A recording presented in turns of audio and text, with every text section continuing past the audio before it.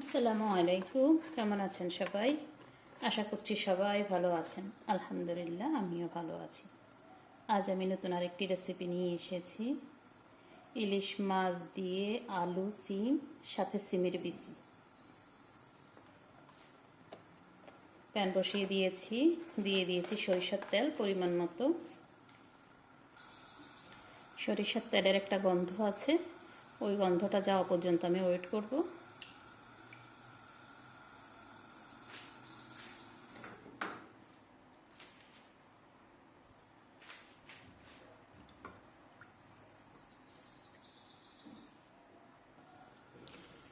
তেলের গন্ধ চলে গিয়েছে, দিয়ে দিচ্ছি পেঁয়াজ।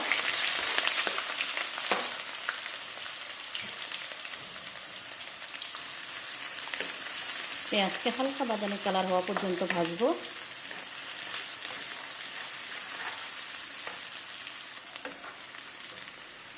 পেঁয়াজ হালকা বাদামি কালার হওয়া শুরু হয়েছে, এখন দিয়ে দিচ্ছি রসুন।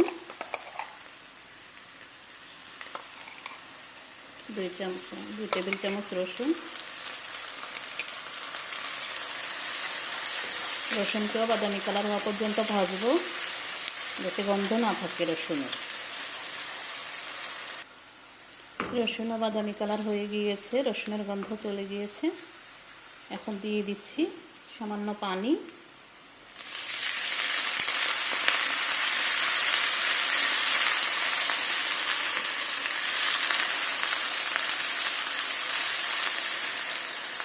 দিয়ে দিচ্ছি শুকনো মশলা।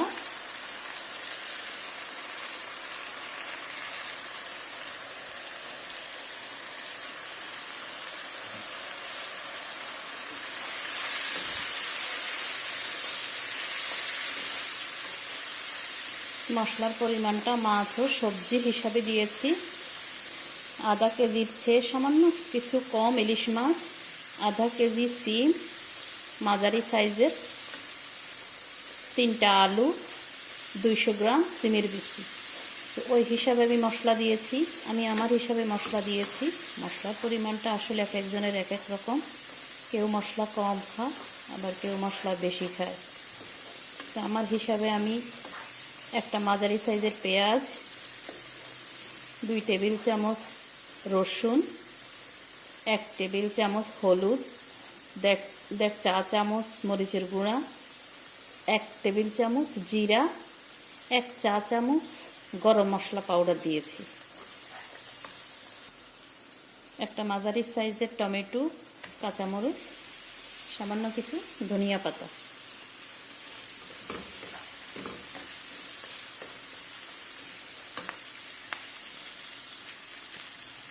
দিয়ে দিচ্ছি পরিমাণ মতো লবণ। প্রথমে লবণটা আমি একটু কম দেব।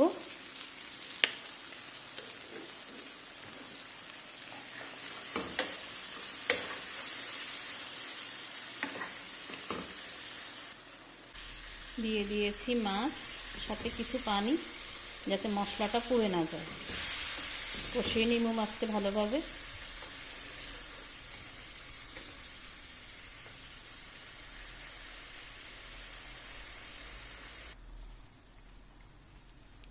মাছ ভালোভাবে কষে গিয়েছে, এখন দিয়ে দিব সবজি।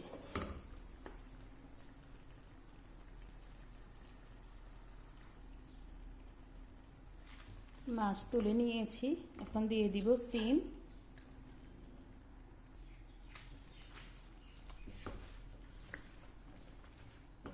সিমকে 5-6 মিনিট ঢেকে রান্না করব। ঢেকে দেব।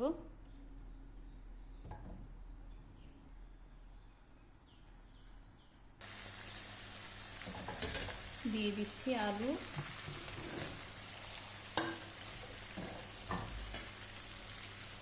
দিয়ে দিচ্ছি সিমের বিচি।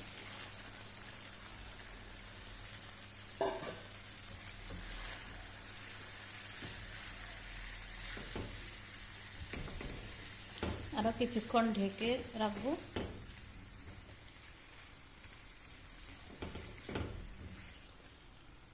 5-6 মিনিট ঢেকে রান্না করব।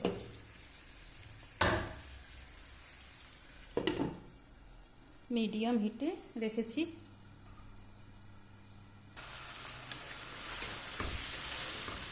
ভালোভাবে সব কষে গিয়েছে, এখন দিয়ে দিব পানি।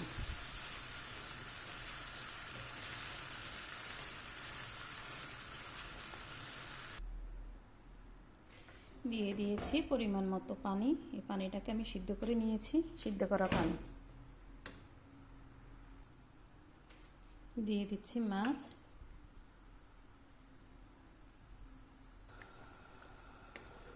মিডিয়াম হিটে রান্না করব, বাকিটা যাতে সিদ্ধ হয়ে যায়। অলমোস্ট 60% সিদ্ধ হয়ে গিয়েছে। এখন আর ডাকবো না, এখন এভাবেই রান্না করব। দিয়ে দিচ্ছি আর একটু লবণ। মাছ যখন কষিয়েছি তখনও লবণ দিয়েছি।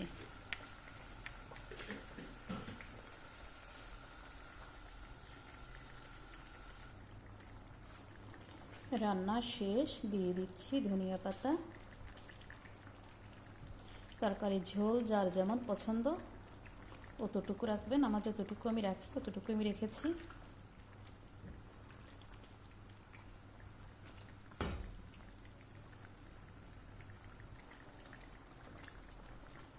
রান্না শেষ।